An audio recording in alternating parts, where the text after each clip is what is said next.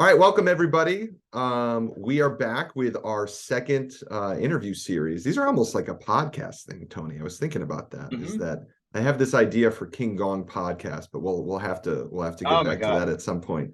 Yes.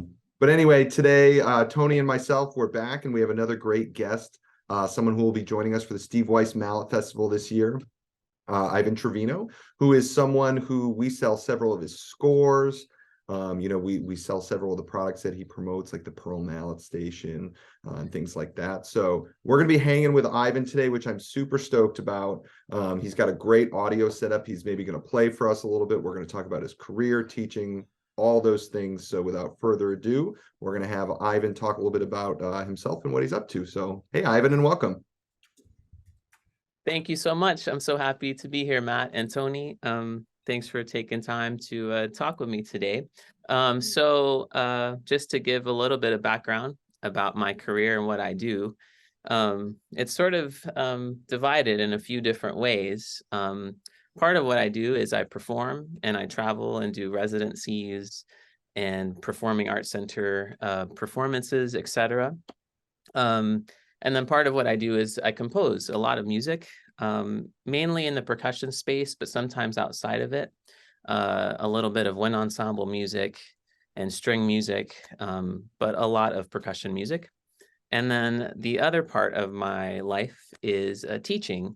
I am on the percussion faculty at the University of Texas at Austin, and I have a private studio that consists of about 14 private students here. And every spring semester, I teach a course. And usually I'm able to choose the topic of that course and how that course is designed. But recently I did one on entrepreneurship, and it was called Case Studies in Entrepreneurship. And essentially, me and the students just sort of looked at the field and people who were sort of taking on entrepreneurial pursuits within percussion or classical music, and just studying their careers and figuring out how they were doing the things that they were doing. And then I was able to zoom in some of those artists during class time so the students could interview them. I think what I do covers a lot of different spaces, but I think I'm probably most known as someone who writes music. But for me personally, I think teaching is the thing that I am sort of focusing on the most. And I think that makes a lot of sense for where I'm at in my career in terms of, or not just my career, but in terms of my life. I have a family and children. And I think having sort of a grounded teaching home is nice for a lot of reasons, because I think traveling can get trickier the older you get, especially as your family grows. So I think this new focus on teaching has really been a great sort of next step for me in terms of what I do with my music. Yeah. Really cool. I think that's great. And you seem like the times I've seen you and I've seen you play, you seem like a positive, happy guy. So I think that's the kind of teacher. Sometimes I have students that have like these kind of tough love teachers, and I'm always like, what is the point of that? Like, what is the point of being hard or being mean or being like, cut it out. But you seem like total fun teacher to have. I appreciate that, Tony. I think one thing that I try to do is be flexible, even with my curriculum from student to student, because I feel like it's really difficult to sort of find your path and make a career in music. And if you're sort of following the same exact traditional path that has been laid out by others, Yeah. it gets really challenging. So what I try to do is talk with my students about their goals and their interests, even if those interests sort of sit outside of percussion or classical music, and then finding a way to sort of bring all of those things together in an educational sort of setting. So when they're done, they are maybe having a project or something that they're doing that is more unique to them than just the traditional sort of orchestral route, which there isn't anything wrong with, but I feel like it's important to sort of diversify what we do. And as a teacher, that's actually kind of hard because you're not following that same sort of guideline all of the time. You have to be flexible, and that can get a little challenging, but I think it's worth it, and ultimately for the benefit of each student. Yeah, it's interesting. Actually, Tony and I were kind of talking, we were talking about this last night, is just the idea of not everyone has to fit the same mold, right? So not everyone has to necessarily, you know, if Tony's like a killer bebop player, just because someone else might not specialize in, you know, bebop or whatever style doesn't mean they're not a great player, right? And I gotta say, as someone who has kind of you know, followed your career a little bit since I think probably since that Catching Shadows video that has however many, has like millions of views now, right, or something on YouTube, right, is one, I thought it was really cool to see somebody who was writing idiomatically really well for the instrument because they knew it, but also as someone who at the time was studying like a lot of like the Japanese marimba repertoire, I was like, oh my gosh, the tonality sounds so nice, you know, and it was also still something that within the space was unique and was so valid compositionally. Do you find that your experience kind of, I don't want to say you necessarily broke away, but I think that you definitely kind of created such an interesting avenue that kind of legitimized, I want to say, some of that, a lot more, some of that music within the field. What was your experience like with that in kind of bringing that music to the forefront? Yeah, that's a great question. I think for me, I have lived in the classical space for a long time, but when I was younger, I lived outside of that space. Like my dad is a songwriter and a guitar player, and I grew up playing in his he had like this funny mix of genres. It was like country, gospel, Tejano, which is like this Southern Texas Mexican inspired music. And so I grew up playing like drum set, and nobody read music in his band. Like everybody played by ear, um, and people were writing songs. So like what I grew up with in terms of what I thought a musician was maybe a little different once I got to conservatory at Eastman, where everything was sort of segregated, for lack of a better word. Like composers studied over here, performers were over here, theorists, educators, etc. And for me, I missed that songwriting component a lot in terms of my traditional percussion curriculum. And I was lucky that my teacher at Eastman at the time was John Beck. And John is an amazing teacher and player, but he's also a composer. And so instead of sort of saying, okay, Ivan, we're going to do timpani excerpts and we're going to do this and this, when he found out I was interested in composing, he was welcoming to that idea. And so I would bring in some of my sketches and I would play for Mr. Beck, and he would record me on this old like reel-to-reel recorder, and we would go back and listen, and he would sort of talk to me about what my score looked like and how I could get it to match what I was playing. And those are my early sort of composing experiences. Um, and I think that's part of why I'm open to my students having outside interests too, because I feel like for me, embracing like this songwriting component and non-classical rock music, indie music, etc., and like merging it with my percussion stuff helped me sort of make my own space in our community. And I think I encourage my students to do the same. Like I have one who's really into video game music and is also interested in composing, but is a percussion major. So like, how can we build a curriculum to help facilitate those things? Because I feel like if video game music is something you're passionate about, that could really make your music stand out. And that's nothing to sort of shy away from, right? Mm. So I think I sort of have taken my own experiences and sort of hopefully helping my students sort of, I don't know, find their own path through that as well.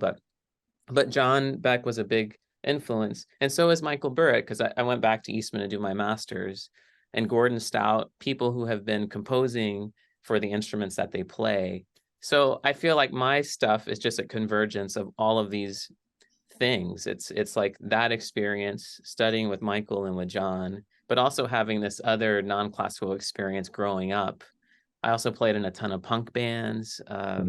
So it all, like, I don't know. I feel like the thing that has helped me was just embracing all of those things instead of separating them, if that makes sense. Cool. Yeah, you know, the other thing when I was just looking stuff up about you, of course I've known you, I've seen you play, but I read your pretend music school, and I have always had my not I just call it my music school. I used to say to students, if this was my school, this is what I would do. So when I read yours, I was like, oh man, that was great to see all the things you say, because I thought a lot of the same things too. And I've always felt like, you know, with institutions, money is involved and things get sacrificed for students because of money. I'm not saying it's wrong, but I'm just saying it can be a problem. Yeah, you're totally right, Tony. And now that I am working in academia, like I'm living through that reality and navigating all of these different things. Um, and you're right. I feel like for us to, like, for example, if we want pop music to have a little bit more of a presence within the curriculum, we need people who are really good at knowing that genre and wanting to teach it, right? Like, it's harder to tell the I don't know, 19th century music theory teacher, okay, we're going to teach pop. Like, that probably isn't going to be good for anyone. It's not going to be good for the teacher. It's not going to be good for the students. So we need to invest in those new things. But from a private teaching perspective, I feel like there is a little more flexibility. Like, I don't have people sort of knocking at my door like, what does every lesson look like? And I haven't gotten in trouble yet for it, but I feel like there is a little more flexibility in these one-on-one sort of encounters, you know. I keep thinking about this kid that Ivan described, the video game kid, how, like in my mind, you fostering time to mentor that student, think about their interest, and then ultimately take an interest and help turn it into a career. I mean, that's what a university level education should be, right? So if you're at a situation where you've got 4 or 5 students in one room, can you really foster as well to that student and bring them to a point where they can turn what is just seems like just an interest and turn that into a career? Because Not for an who's hour going a to, week. right, true. And it's like, and my thought is that who is, if again, the hypothetical student, but a real student you have, if this person is really interested in video games, for the next generation of person to compose for that medium, who's going to know that better than someone who knows the past, is striving to create the future, and knows what's happening in the present? You know what I mean? So that to me is cool. And that mentorship is like unrivaled in my opinion. Well, I think what I've noticed is like this particular student, his name's Sebastian, and he I feel like he is so talented at a lot of different things, but this idea of bringing sort of outside genres together, like, I feel like all he needed was permission. He needed someone to Yeah. say it's okay, Yeah. this, and it's probably in your best interest to sort of merge these different things together, and let's do that, and let me help you through that process.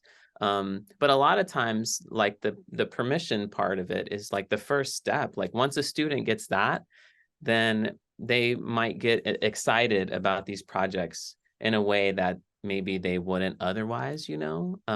So I think that's an important part of it too. We were fortunate to a couple weeks ago, I had actually reached out to Pearl, and you had given me your sponsor list, and I was looking at the Pearl roster, and I didn't realize that you are specifically a Pearl Mallet Station artist, which I think is really, really cool. I do not have a ton of experience with the Mallet Station, but obviously if you're endorsing that equipment, Tell us what you think is cool about it. What have you been using it for? I'm just curious. I know you don't have it in front of you, which is okay right now, but for those that might be interested, tell us what the deal is. What's cool with the Pearl Mallet Station? Yeah, I mean, I think for me, it's at my home studio. Actually, I'm at UT right now, but it's just an outlet to compose with like a percussion centric mindset, right? Like oftentimes I was writing music on my MIDI keyboard and I use Logic, and that's great, and that can be helpful. And I still write music on a piano. But sometimes, like, I really need to get a better feel for what is this going to feel like with mallets in my hand. Uh, how is this going to work? Is this going to be idiomatic enough? And sometimes the stuff that I can do on piano doesn't always transfer. So I have to make sort of slight adjustments that the mallet station allows me to quickly realize. So yes, it's a huge like composing tool for me, not to mention like all of the various sounds that you can get. But even just in terms of like a pure composing tool, like that's what I use it for a lot. And actually, Sebastian recently, I let him borrow it, and he did this. Some of the students were playing Andy Akiho's Seven Pillars, and in the album, there's like these really subtle, like synth low bass sounds. So the students performed all of the Seven Pillars, but Sebastian actually recreated those sounds on the mallet Oh, station cool. and played it live. So when they played the tune, it actually sounded even more like the record. Hmm. And in the acoustic version, those low sounds aren't there, but it's just stuff like that. Like you can get really creative really quickly.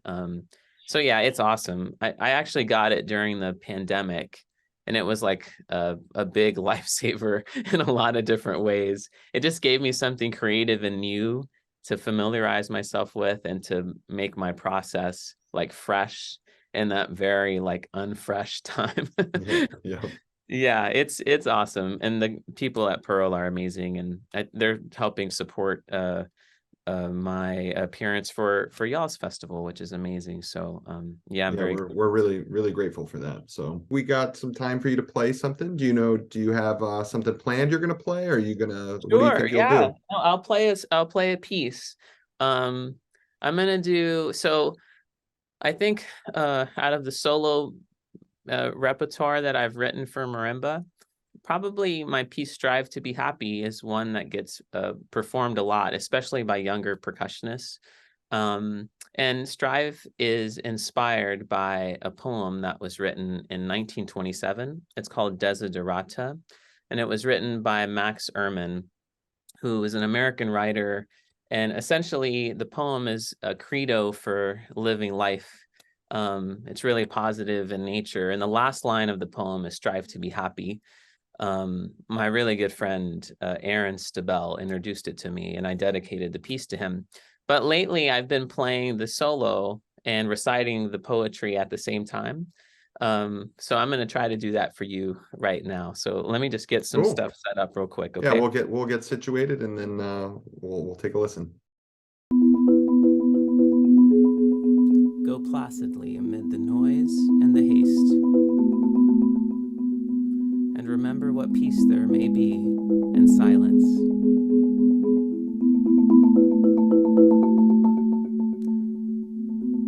As far as possible, without surrender, be on good terms with all persons. Speak your truth quietly and clearly, and listen to others. Even the dull and the ignorant, they too have their story. Avoid loud and aggressive persons. They are vexations to the spirit. If you compare yourself with others, you may become vain and bitter. For always, there will be greater and lesser persons than yourself. Enjoy your achievements as well as your plans.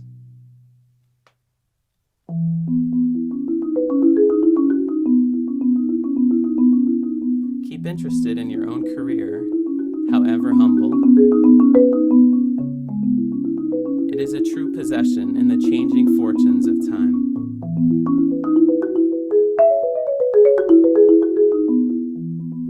Exercise caution in your business affairs, for the world is full of trickery. But let this not blind you from what virtue there is. Many persons strive for high ideals, and everywhere, life is full of heroism. Be yourself. Especially do not feign affection. Neither be cynical about love, for in the face of all aridity and disenchantment, it is as perennial as the grass. Take kindly the counsel of the years, gracefully surrendering the things of youth.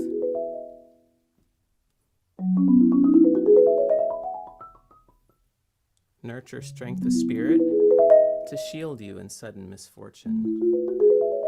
But do not distress yourself with dark imaginings. Many fears are born of fatigue and loneliness.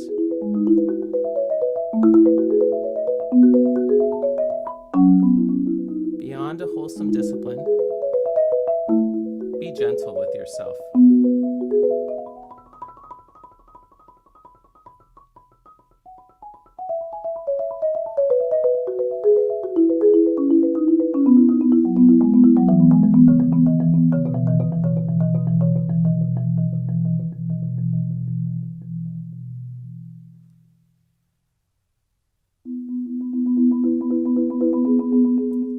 You are a child of the universe, no less than the trees and the stars. You have a right to be here. And whether or not it is clear to you, no doubt the universe is unfolding as it should. Therefore, be at peace with God, whatever you conceive them to be. And whatever your labors and aspirations in the noisy confusion of life,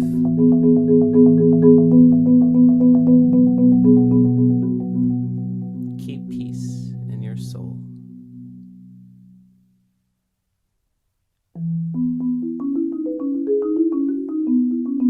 For all its sham, drudgery, and broken dreams, it is still a beautiful world. Be cheerful.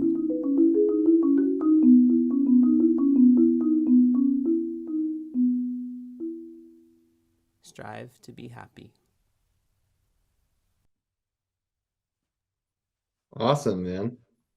That's it. Thank you. Oh my That was God. beautiful. Oh my God. So I want the name Max. Was it Max? Yeah, Max Ehrman is his name. Yeah. And it's called Desiderata? Yep, Desiderata. Yep. Oh my God. God, I was like getting a little teary-eyed there, messing with my masculinity. It's a special poem. Yeah, actually, when Aaron introduced it to me, like Aaron, he's not a religious person, but I think he's spiritual and he believes in like doing good. And he said, this poem is maybe as close to religion as I'll get. And I said, okay, I'll check it out. And Exactly. when I read it, shortly after is when I wrote the music. But then doing it with poetry adds a different element. And it makes it more challenging to play. But I think adding that element really focuses the message of what the piece and the poem is all about. Like bringing them together, I feel like is a different way to express those feelings, you know? I think they work well together. Really cool. Oh, that was you're a heavy cat. Thanks, Joey. Well, I didn't know. You know, you don't know. You see people, I know you sell music. I've heard you play. But that's what's great about this and doing it kind of publicly. Because if anybody doesn't know, like you just listen to Listen to him talk, listen to him play. Great, great. Well, I'm a thank you fan. so much. I appreciate y'all having me. This was great. Thanks for the great questions. And Tony, like I watch you from afar often, so this is a pleasure for me. And Matt, thank you and Steve Weiss for all you do for me and my music. It means a lot. Of course, of course. Yeah, man. Thank you for hanging with us today. Yep. And yeah, we're looking forward to having you at the festival this year. So Thank you. Cheers. yes, we'll see you guys. Thank you all. Thank you again, Ivan. Thank you, Tony, my partner in crime here. Steve Weiss Mallet Festival, August 4th through 6th. Tony's got his camp July 31st through August 4th. Still spots available? Yeah, it's getting there, Okay, cool. which is We great. we're gonna throw a lot of stuff up this week promoting the festival, including this. So if you're seeing this, that means that the stuff is up. So we'll check it out. Bunch of really great artists. So thank you again, Ivan. Thank you, Tony, and we'll see everybody next time. Okay. See ya. See ya. Have a great day, you guys.